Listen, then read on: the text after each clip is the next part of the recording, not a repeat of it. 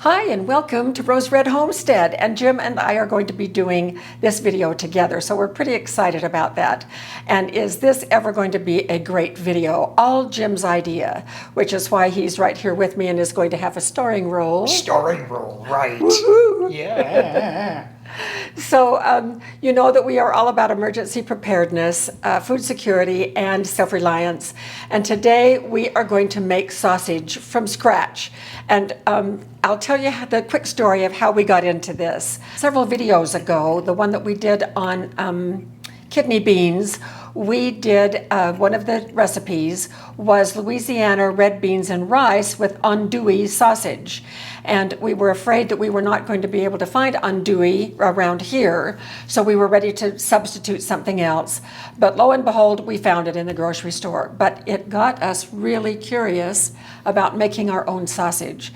So we looked into it, and we got this metal food grinder from KitchenAid to fit right on our KitchenAid mixer that I pretty much retired because I have my Ankersham mixer that I now make bread in. But they have an attachment, and I love doing things this way with an attachment and show you how we use the meat grinder to make sausage. And the plate that we have in here is the one with the largest holes. I bought a separate plate that even has larger holes because with andouille, you want the fat chunks to be quite large, but sadly it didn't fit. So are we ready for this? Yeah, I'm ready. Are you? I am ready. So you're going to have to give me the instructions so I can go ahead and do all this. I will. Let me grab my phone. The amounts and all that kind of stuff. Otherwise, I don't trust myself. Okay, so we have a recipe that we have kind of put together from several YouTube videos that we've looked at, plus a sausage book that we bought. We've been working on this for about a month. Couple of years. Don't you wish? And we made some andouille sausage a couple of weeks ago. It was fantastic. It was very mild. And we think that andouille is supposed to have a little bit more kick to it, so we're upping the kick in this recipe. And the fun thing about making your own sausage is not only are you 100% secure in the ingredients that you are putting in, but you are also able to do whatever seasonings you want. And it is just as fun as it can be. So what we are doing today is, and I will put our recipe down below so you can use that as a starting place if you'd like to, but we are using for several of the things a percentage of the weight of the meat. And our meat today is 3579 grams. And we do gram weight because the things that we're going to be measuring out measure the best in grams rather than ounces. And so 3579 grams is about 7.89 pounds. Yeah, so we have almost 8 pounds. Almost 8 pounds of meat. So we are going to start, Jim, with salt, the regular kosher salt. Okay, now mathematically we are going to take, just let me get there. I've got my calculator out now. I really appreciate that. And let's turn this on. Make sure it's zeroed out and on grams. It's on 0. And is there a little G up there in that corner? Yeah, there is. Okay, so into this bowl right here you are going to measure, I'm going to plug in the weight, 3579 grams, times, and we're going to do, yes, it's 2% salt. Okay. So times 0.02 is 7158 grams, 71 grams, between 71 and 72 grams. Not that whole thing in, you'll be at least that. Probably so. 71, that's good. It's close enough. Okay, and then let's put it right in here. And for Cayenne, it is 0.8%. And so that is multiplying by 0.008, which is 28 grams. Okay, now we're going to use the pink curing salt. The pink curing salt is not necessary when you make sausage unless your sausage is going to be out more than an hour in temperatures that are between 40 and 140. The danger zone is 40 degrees Fahrenheit to 140 degrees Fahrenheit, and that is the danger zone where microbial action will take place. If we use this curing salt, it will eliminate that possibility. And because we're going to be having the sausage out as we smoke it tomorrow in temperatures that are below 140 for 2 or 3 hours before it gets hot enough with that smoke, we're so about safety. And so be sure, our meat is going to be very, very cold. We'll show that to you in just a moment. We're going to keep it chilled until we put it on the smoker, at which time it's going to be in that danger zone for a while it smokes.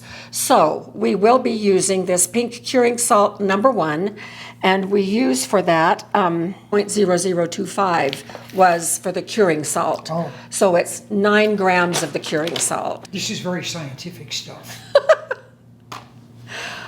Okay, now for the other things, there's not a percentage of the meat on this. We're just going to be we looked at several recipes. We're going to be doing standard measures for that.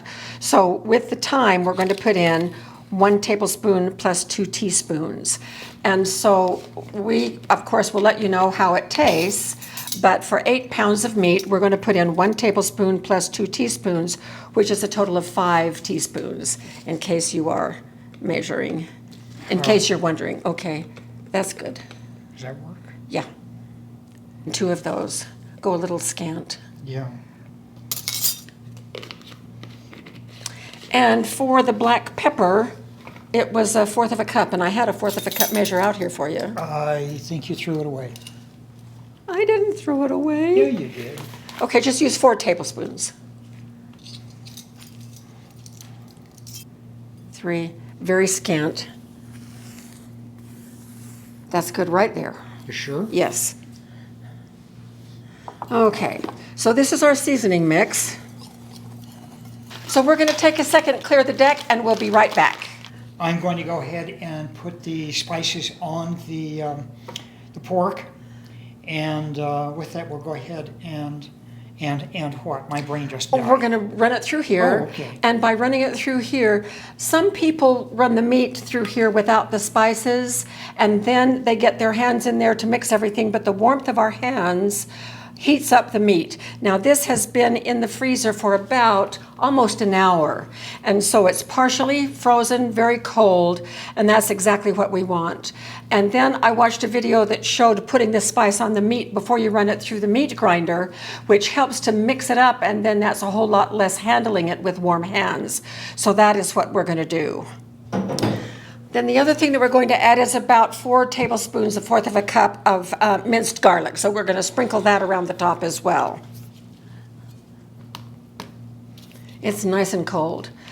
Now for sausage, for this andouille sausage, we want about 80-20, 80 lean to 20 fat percentages, or 70-30. And I think just eyeballing this as I was cutting it into these 1-inch chunks, and right before we put it in the freezer, it seems to me to be about 70 lean and 30 fat. And we want those chunks of fat not to melt, which is another reason why we're wanting to keep the meat as cold as possible.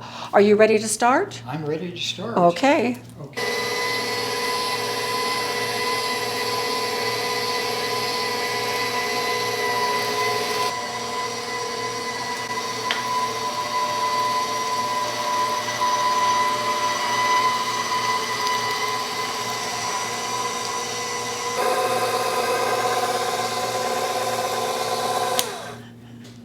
So here is what it looks like, and you can see that there are some really nice chunks of fat, and we want those to stay intact, so we're going to just mix it very lightly to ensure that everything is evenly distributed.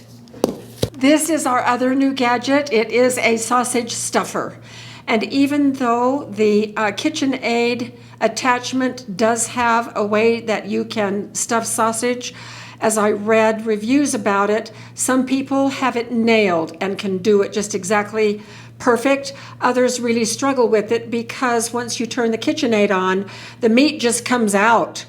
And so because we're new at this, we kind of like to be a little bit more guarded. And so we got this, And I will put the link to this in the product section under this video, as well as in our Amazon store. So right now, what I am doing in this cup, Jim had brought home from our butcher some casings. These are hog casings, and they are in water to make sure that they're very well lubricated. So as they go on this sausage attachment right here, they're doubling up right here. So we have a lot of sausage to do. So casing, hog casing, is simply hog intestine covers. The little casing that goes around the intestine. And that's actually what most people use. And highly recommended by people who are far better sausage makers than we are. All right, I think that we are all set up. I put as much of the casing on as I could. It got so tangled I couldn't proceed. So the end is just knotted off, and we have quite a bit on here. So we'll go as far as we can with what we've got.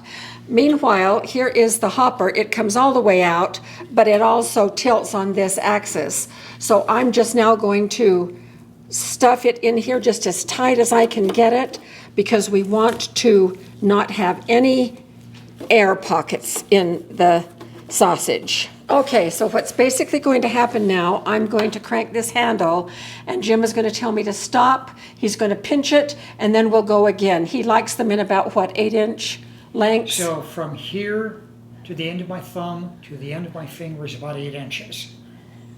And so you're going to do them in 8-inch? 8-inch. Yeah. Okay, so just tell me when to stop. Okay. Okay, are you ready? Yeah, I'm ready. Okay.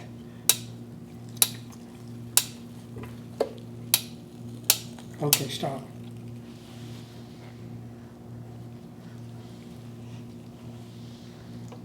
I didn't think you were going to twist right now. Well, I wasn't going Okay, to. I'll keep going.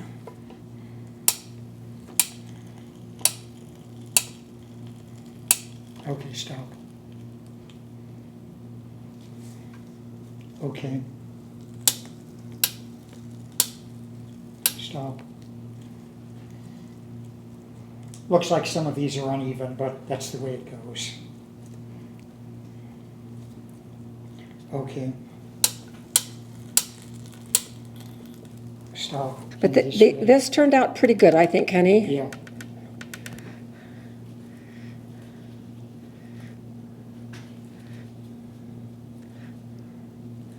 This. So here they are. Does this look great or what? We've got this beautiful andouille sausage, and as you can see, the fat globules are still intact, and we don't want to melt those down even when we're smoking tomorrow, because we want them to show up. Now there are, as Jim mentioned, quite a few little air pockets here, but we'll deal with them tomorrow. These have to go in the refrigerator overnight to cure, and the casings will get tacky right now. They're just wet, and so they'll get tacky and stick together enough so that we can snip them at the joints that Jim has made, and then we will get them in the smoker. Now these are too close together on here, so because they need air all around them, I'm going to make a second tray, but I'm not going to show that on camera.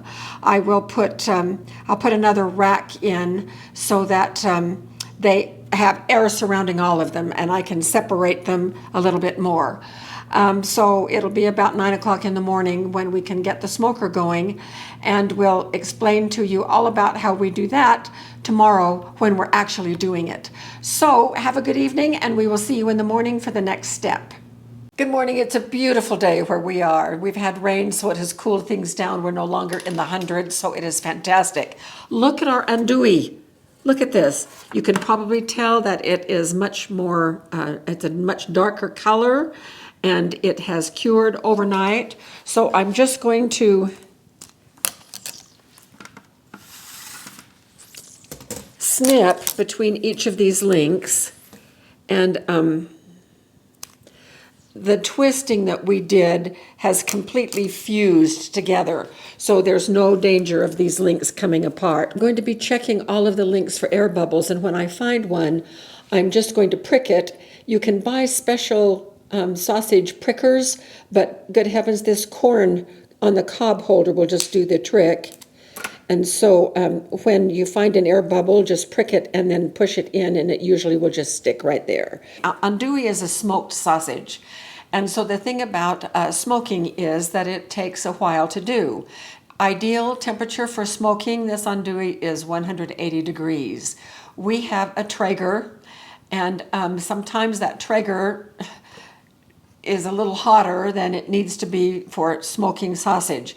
But at this point in time, we're not going to buy any kind of a special smoker for doing sausage. We are going to use what we already have, even if it means that we cook these at a little bit of a higher temperature. That happened to us on our first batch, and the sausage just turned out fantastic. You can do a cold smoke on these, which, as I understand it, is smoking at 90 degrees for 24 hours, which is the reason why we use that pink salt for curing, because it is, if you do a cold smoke, it is in that danger zone for a really, really long time.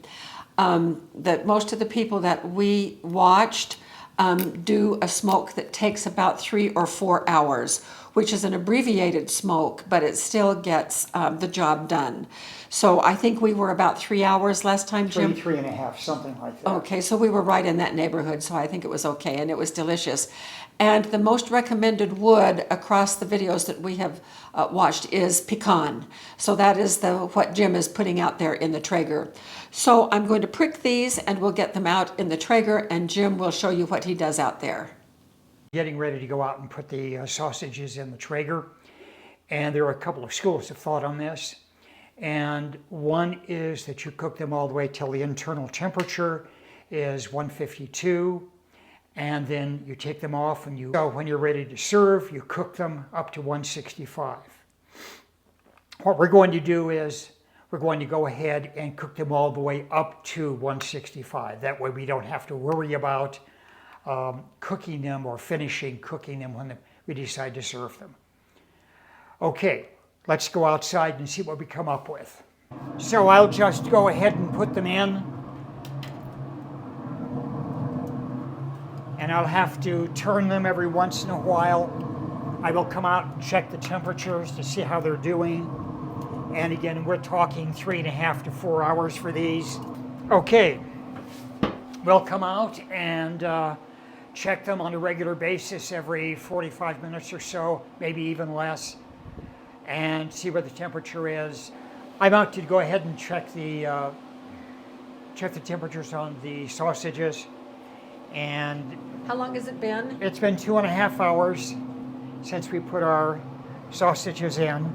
Oh my gosh, they look fabulous. They look fabulous. The patties are a little bit, well, let's just go ahead and do this. So the patties are 123, 129, 133, 142, and what we're looking for is 165. Cook them all the way through. Okay, I've come out to go ahead and do measurings again for temperature and start picking out the ones that are pointed at 165.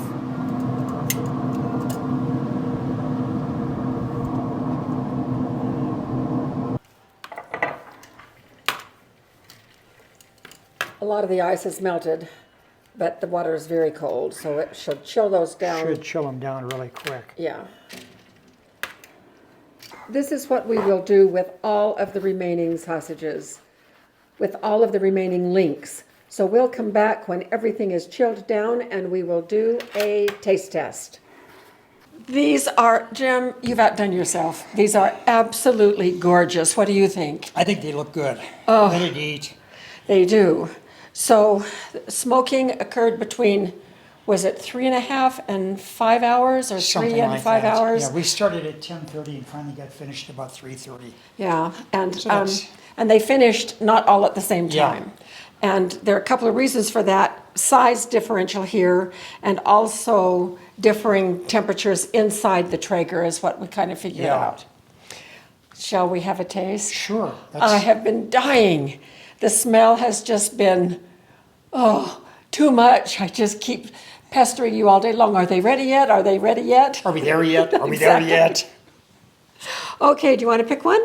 No, go ahead and pick one. Okay, I'll just I've pick been this looking guy. at them all day. Okay, so I'll go with this end.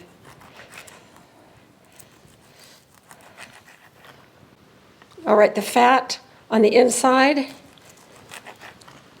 look at that. It's visible and it has not smeared, so that's great.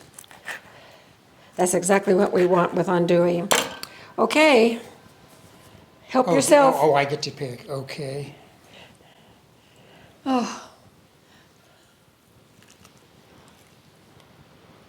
Casing is crunchy the way it's supposed to be.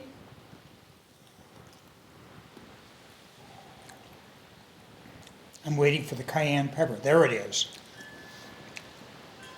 Oh, nice afterbite. Oh, this is so much better than our first effort.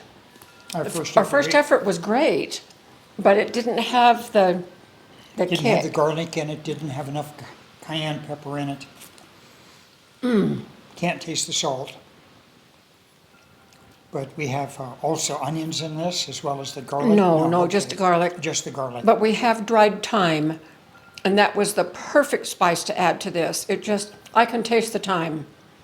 It's a perfect complement to the pork. Okay, well, I can't taste the thyme. Oh, it's 5 hours worth. This is absolutely wonderful. I'm so excited about this. We still have a lot to learn. Next time we do this, we won't be quite so clunky in our process, but we're still very much on our learning curve. So we're going to be trying some more going forward, and we've already decided we're going to have a family sausage making night where our 2 kids who live locally will bring their children and come over, and we're just going to make some sausage, probably the kind that you don't smoke, so that we can go ahead and make it and cook it at the same time. So this is phenomenal. So honey, thank you for all of your hard work today. Oh, we've both done that. Hope you enjoy this, and you know, Jim and I are not afraid to try new things, and that is how we learn, and we hope that you are of that persuasion as well, because as we all work toward being prepared, knowing how to use curing salt and add it to meat might be a really good thing if the bread goes down long term and we have a freezer full of meat that we need to do something with. So thanks so much for being with us, and we will see you very soon for more videos.